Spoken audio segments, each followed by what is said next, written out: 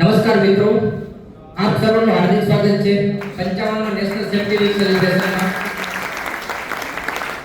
આપણી આ વખતની થીમ છે nurture young mind develop safety culture. અમારું સ્કીમનું નામ છે અવેરનેસ છે તો જ સલામતી છે. મિત્રો, દરેક કંપનીમાં બે પ્રકારના કર્મચારી કામ કરતા હોય છે, ટેકનિકલ વિંગ અને નોન ટેકનિકલ વિંગ. અને જીએનએફસી ની ભાષામાં કહીએ તો પ્લાન્ટ વાળા અને કોર્પોરેટ વાળા. એક શરીર છે તો બીજો આત્મા છે અને બંને વગર જીએનએફસી અધૂરી છે. અને એટલે જ મિત્રો, આવા ડામાડોળિયા વાતાવરણમાં ટ્રમ્પભાઈનો ટેરિફ વાર હોય કે પછી ઇન્ટરનેશનલ યુદ્ધ, આપણી જીએનએફસી એ 9 મહિનાનો પ્રોફિટ 539 કરોડ માતબાર પ્રોફિટ હાંસલ કર્યો છે કે જે લાસ્ટ યર કરતા 7.16% વધારે છે.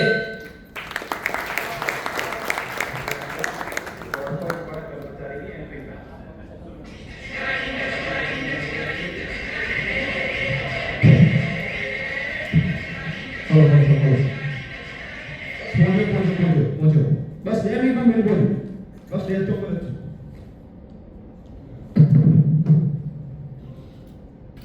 અરે ભાઈ, આટલી ઉતાવળ સાની છે? સેફલી જા અને આ તારો હેલ્મેટ કેમ અહીંયા મૂકી રાખ્યો છે?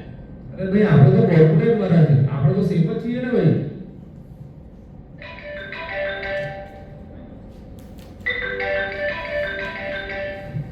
Hello success. હવે હા મારું છે. જય શ્રી કૃષ્ણ મારું બોલો. કેમ છે ભાઈ? બસ મજામાં. તને ખબર છે 4 માર્ચ 2026 એ સેફ્ટી ડે છે આપણે? હા બોલો. અને આપણી company national safety week celebration કરી રહી છે. હા હા તેના આ વખતે તારે ભાગ લેવાનો છે ને? હા, એ તો પેલી પેડ વાળી ક્વીઝ ને, એ તો એ માર છે ક્યાંની પકડી ગઈ. અરે દોસ્ત, કઈ પેન વાળી ક્વિઝ? એ પેન વાળી ક્વિઝ થોડી છે, એ તો સેફ્ટી ક્વિઝ છે દોસ્ત. બધી વાત બરાબર છે મારું ભાઈ. અમારું તો એમઆરએસ રિપોર્ટ બનાવવાનો હોય, મંથલી ક્લોઝિંગ હોય, એમાં પણ ઓએલ નાખવાની અને એન્યુઅલ ક્લોઝિંગ. તો પછી પાર્ટિસિપેટ કરવાનો ટાઈમ જ ક્યાં રહે અમારી પાસે? અરે દોસ્ત, તારી વાત પરથી તો એવું લાગે છે કોર્પોરેટ વાળાનો સ્ટ્રેસ થઈ રહ્યો છે, રોઈ નહીં. બરાબર છે, પણ કોર્પોરેટમાં તો સેફ્ટીની અમારે કોઈ લેવા દેવા નથી મારું ભાઈ. અરે યાર, ચાલ હવે રૂબરૂ જ આવીએ છે સમજાવવા. ઓકે. હવે કોર્પોરેટમાં સેફ્ટી ઓફિસરની એન્ટ્રી થાય.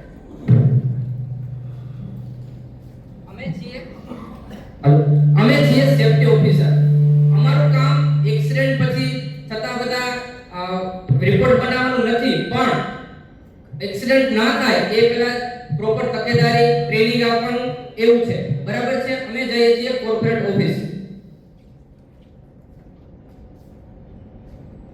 અરે દોસ્ત, તું સ્ક્રીનને જોઈ છે કે સ્ક્રીન તને જોઈ રહી છે?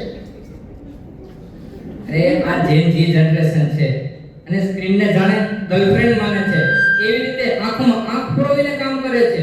આવી રીતે કામ ના થાય મિત્ર.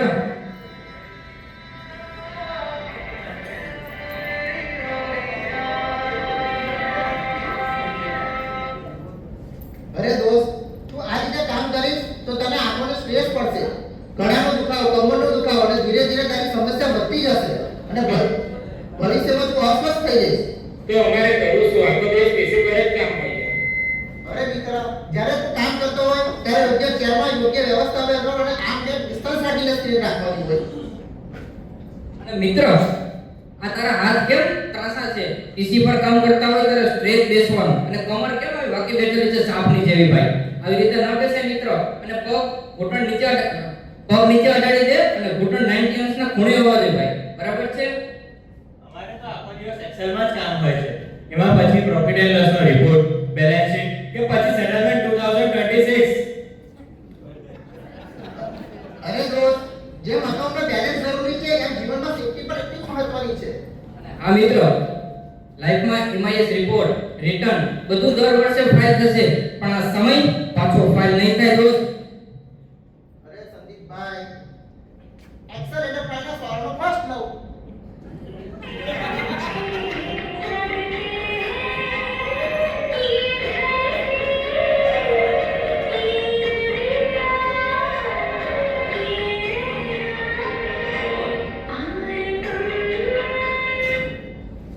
મારું ભાઈ, તમારું કેવું એવું છે કે આ ફાઇનાન્સ વાળા લવ વગર, અરે સોરી એક્સેલ વગર કામ ન કરી શકે.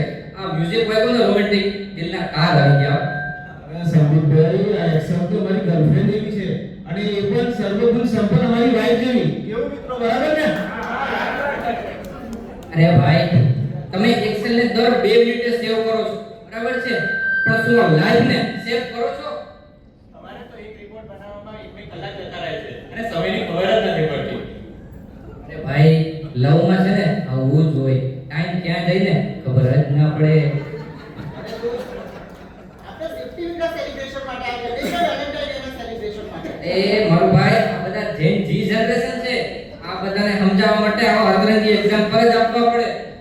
બધી વાત બરાબર છે સંદીપભાઈ, પણ એ જ અમે રિપોર્ટ બનાવીએ તો ટાઈમનો ખબર જ નથી પડતી અને ઘણી વાર તો 2 કલાક પણ થાય છે અને 2 કલાક ઉપર પણ જતું રહે, પણ 2 કલાકથી કે ઓછું થાય એવું કોઈ ઉપાય આપો ને સંદીપભાઈ. એટલે તમારું કેવું છે કે તમે સતત એક શીટમાં 2 કલાક એક્સેલમાં કામ કરો છો? હા,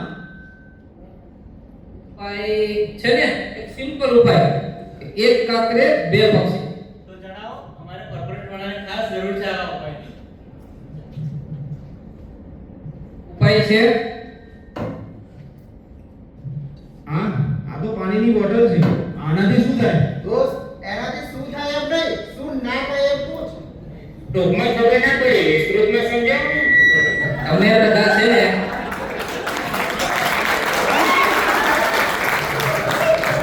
તો મિત્રો, તમે બધા હે ને સાંભળો છો પણ સમજતા નથી. શું કીધું? સાંભળો છો પણ સમજતા નથી. પાણી પીવાના ફાયદા અનેક છે અને WHO ના રિપોર્ટ પ્રમાણે આપણે કોર્પોરેટ વાળા એમ્પ્લોયી કે જે પીસી પર કામ કરીએ છીએ, સતત બેઠા હોય, કામ કરતા હોય, પાણી પીવાનું પણ ભૂલાઈ જાય છે. સાચું કે નહીં મિત્રો? તો એ માટે સોલ્યુશન છે, દરરોજ દર 1 દિવસમાં દર પુરુષે 4 લીટર પાણી અને સ્ત્રીએ 3 લીટર પાણી અવશ્ય પીવું જોઈએ. જો તમે આટલું પાણી પીશો તો આ મિત્ર, તારો જે પ્રોબ્લેમ હતો ને 2 કલાક વાળો સતત કામ કરવા વાળો, તું ટ્રાય કરી જોજે, 1 કલાકની અંદર ઊભું આવવું પડશે.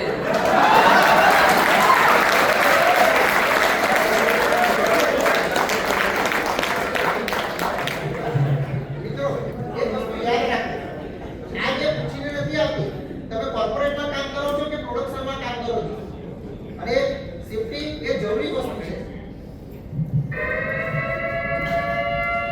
શહેરમાં તો શું કરવું? સોસાયટીમાં એ પણ આવે. અમે તો શું કરવાનું? જેમ બધા ભાગ એરવાનું. ચાલો લિફ્ટ પાસે. એક મિનિટ, ઇમરજન્સી સાયરન છે કે ના જાવ મિત્ર, લિફ્ટમાં જશો ફસાઈ જશો, માટે પગથિયાથી જાઓ. ચલો. અરે દોસ્ત, આ તો ઇમરજન્સી ટેસ્ટિંગ સાયરન હતું. એ કેવી રીતે ખબર પડે કે ટેસ્ટિંગ સાયરન હતું? જો મિત્ર, ઇમરજન્સી ટેસ્ટિંગ સાયરન ટોટલ 5 પ્રકારના આવે છે. જો મિત્ર, 2 મિનિટનું સાયરન વાગે સમજવું ઇમરજન્સી સાયરન છે. 2.5 મિનિટનું વાગે તો નેચરલ કેલામિટીસ માટે છે. 3 મિનિટનું વાગે ઓલ ક્લિયર કરી આપવું. 5 મિનિટનું વાગે તો ફાયર માટેનું છે અને હા, 7 મિનિટનું સાયરન વાગે તો સમજવું કે ગેસ લીકેજ છે. બરાબર છે? માટે જ્યારે પણ સાયરન વાગે એવી જ રીતના ભાગવાનું કે ઇમરજન્સી છે. સમજ્યા? બધી વાત બરાબર છે સંદીપભાઈ, પણ ભાગીને જવું ક્યાં? અરે મિત્ર, ભાગીને નજીકના એસેમ્બલી પોઈન્ટ ઉપર ભેગા થાઓ અને ધ્યાન રાખો તમારી જોડે જે સહકર્મચારી કામ કરી રહ્યો તો આવી ગયો છે કે નથી આવી ગયો. તો ત્યાં જઈને શું બધાની હાજરી પુરાવાની? હા, બરાબર છે મિત્રો. આપણા ડિપાર્ટમેન્ટના રિપ્રેઝેન્ટેટિવ હશે, એ આપણી હાજરી પૂરશે, ચકાસણી કરશે કે બધા ડિપાર્ટમેન્ટના માણસો આવી ગયા છે કે નથી આવી ગયા, અને જો જણાય કોઈ નથી આવેલું તો આપણી રેસ્ક્યુ ટીમ એને રેસ્ક્યુ કરીને બહાર સહી સલામત લઈ આવશે. બરાબર છે? બરાબર છે સંદીપભાઈ. હવે અમે આવડી ગયા સેફ્ટી વીકમાં અવશ્ય એક્ટિવલી પાર્ટિસિપેટ કર્યું સંદીપભાઈ. બરાબર છે મિત્રો. તમે બધા સેફ્ટી વીકને છે ને એક જાતની કોમ્પિટિશન સમજો છો. એક્ચ્યુઅલી સેફ્ટી વીક એ કોઈ કોમ્પિટિશન નથી, એ એક જાતની ટ્રેનિંગ જ છે. માટે આપ બધાએ સેફ્ટી વીકમાં એક્ટિવલી પાર્ટિસિપેટ કરવું પડશે. તો મિત્રો, આજે ઘરે જતા પહેલા શું યાદ રાખશો? હેલ્મેટ, સિક્યુરિટી કે ટ્રાફિક પોલીસથી બચવા માટે નથી. પીસીની સામે સ્ટ્રેટ અને આર્મ લેન્થ ડિસ્ટન્સ રાખીને બેસવું. સેફ્ટી કોમ્પિટિશન એ કોઈ ગિફ્ટ કે માટે નથી. સેફ્ટી તમારી અને તમારા પરિવાર માટે છે.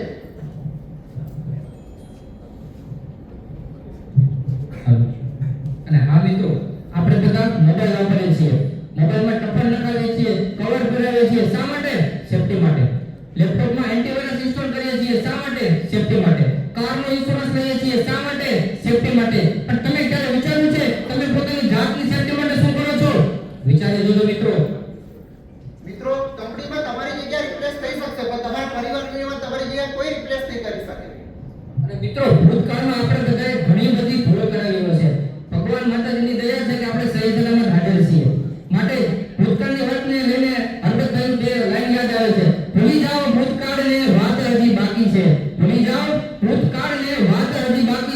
કરો કામ સુરક્ષાથી.